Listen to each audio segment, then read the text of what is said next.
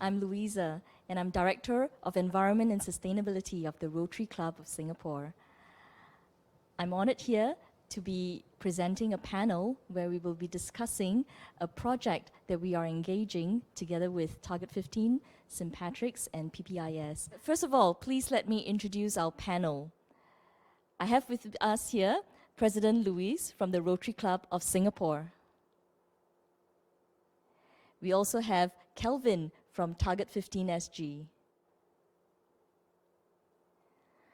Mark and Adrian from St. Patrick's School.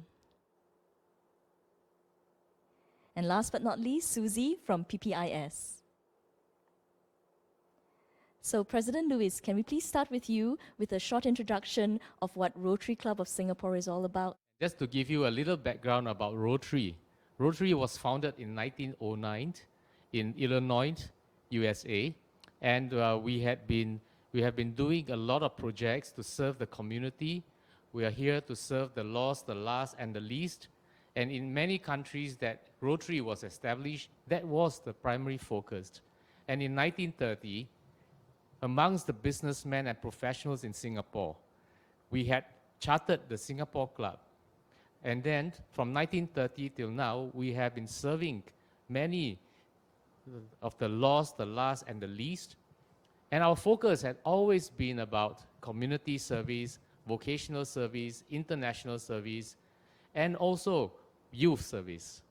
But then in 2020, 2021, we realized that the world, we need not only just serve the humans, but we need to also save the environment in order to save the humans. And so for that, we have the new focus called Environment and Sustainability. And for the last 11 months, we have been doing a lot of things, a lot of projects, collaborations, to try and do our part in trying to make the environment safe, and that whatever we are doing is sustainable, so that in the future, we will continue to have a good life for all humankind. No matter wherever they are, we want to do our part. And so we were very excited when Target 15 approached us to say that they have this project called Hold a Hand, and telling us that schools will be involved, because our area, as you know, is youth. And youths are an important part of what we are doing. So we are really very, very happy to collaborate with St. Patrick's School. And then we know that now that the beneficiary is PPIS, they get some parts of what we are doing to raise funds. And this makes us want to work harder towards achieving this, because that is part of our community service. So we look forward to this project. Thank you, President Louise. And I guess this is here where I introduce Kelvin of Target 15 SG. Kelvin, can you please share with us more about Target 15 and also more about how this whole project was conceived? Thank you, Louisa. When we first created this program, which was sometime last year in July, and we worked through what was needed, one of the things we felt we needed to do with regards to the environment and sustainability objectives was to align ourselves with the Green 30 government plan of growing 1 million trees more in Singapore. And we asked ourselves a question on how do we make this effort more meaningful by including not just mainstream citizens of Singapore, but also the underserved and underprivileged communities in Singapore, to bring about an all-inclusive experience for everyone. And the message is clear at this point of time, and that is, regardless of the stations in your life, we felt that everyone has a role to play in healing this world to what it is now, to better the world for the future. So we work with different communities, including the schools and business communities, and we do outreach programs with certain communities within the district of that same school. And one of the projects that we are putting together is with the project for one of your beneficiaries, and that is the migrant dormitories, where we are introducing the moringa trees to some of the schools, and for the students to nurture these moringa trees, of which after 6 months, we will bring these moringa trees to the dormitories to be planted there for the residents of the dormitories to appreciate it. So that's basically what Target 15 effort is all about. Can you just share a little bit, because there's a significance behind the number 15? Yes. So when we were thinking about what to call ourselves, there were so many names that were branded. And we look on the bigger scale, and one of the things when we did our research was the UN's chapter of number 15, where it is life on Earth. And that's when we decided to call it Target 15, because that would be the objective, is to better the lives for all the people on Earth as of this point. Wonderful. Thank you for sharing that. Thank you. And this is where I would really like to introduce Mark and Adrian from St. Patrick's School. And Mark, could you share with us a little bit of how you have actually engaged in this project so far? Thanks so much.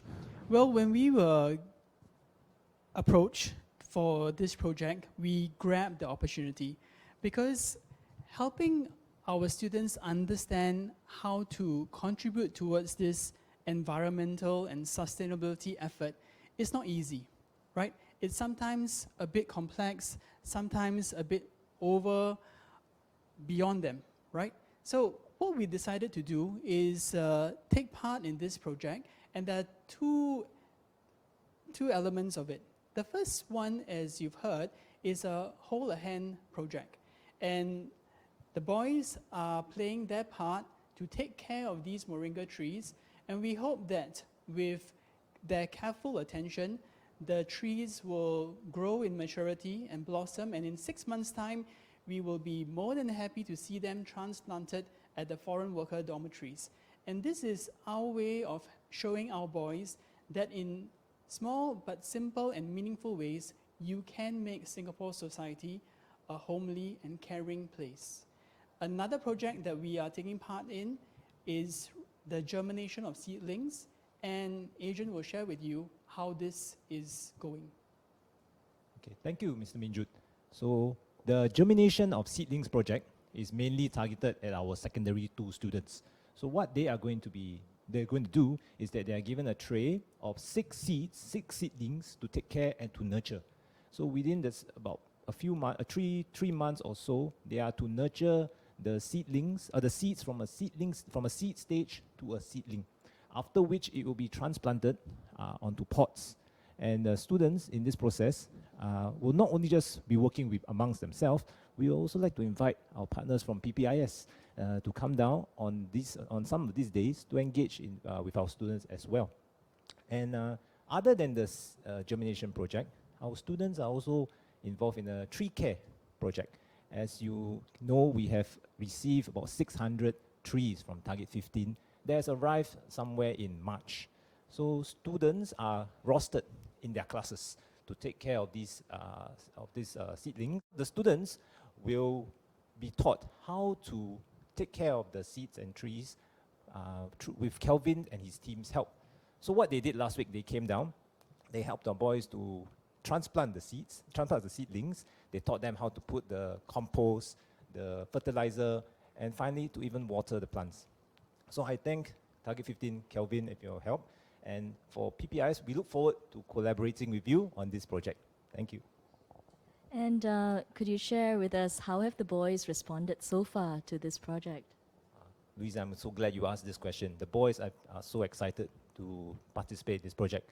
Just last week, we got a group of them to come down after school, and they were very enthusiastic about the whole process. It's, I think, one of the first few times that they actually touched soil with their hands, and they actually found, what's exciting to them is that they actually found worms in the whole process, and that really made the whole learning come alive. And when they were doing the project, they were working very well in their teams. They had to transplant about 3 or 4 pots per group. And even though they were finished, I could see that some of them actually stayed back. They wanted to do more. So I think moving forward, our boys will contribute even more with our partners from PPIS as well to transplant more of these seedlings into their canvas bags. Thank you. Thank you so much.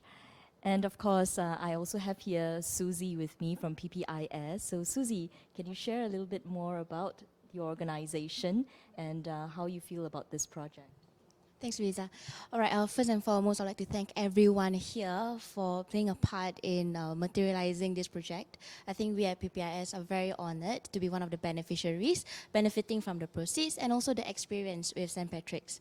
So for those of you who do not know, PPIS actually stands for Singapore Muslim Women's Association. We have been around for 70 years, serving women, children, and families. So while the name entails Muslim women, we do support other areas. We have circular programs, 17 centers island-wide, and some of it serves other beneficiaries. So some of our programs that I want to highlight is actually our student care center. So Student Care Center houses our beneficiaries who are aged between 7 to 14 years old. So these beneficiaries do not have before or after school care arrangement. So they could be coming from single parent household, or they could be coming from dual income household where the parents are busy to be caring for them.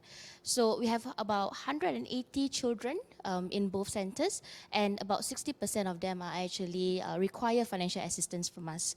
So if I may share one story of one of our beneficiaries, we have this boy named Zach.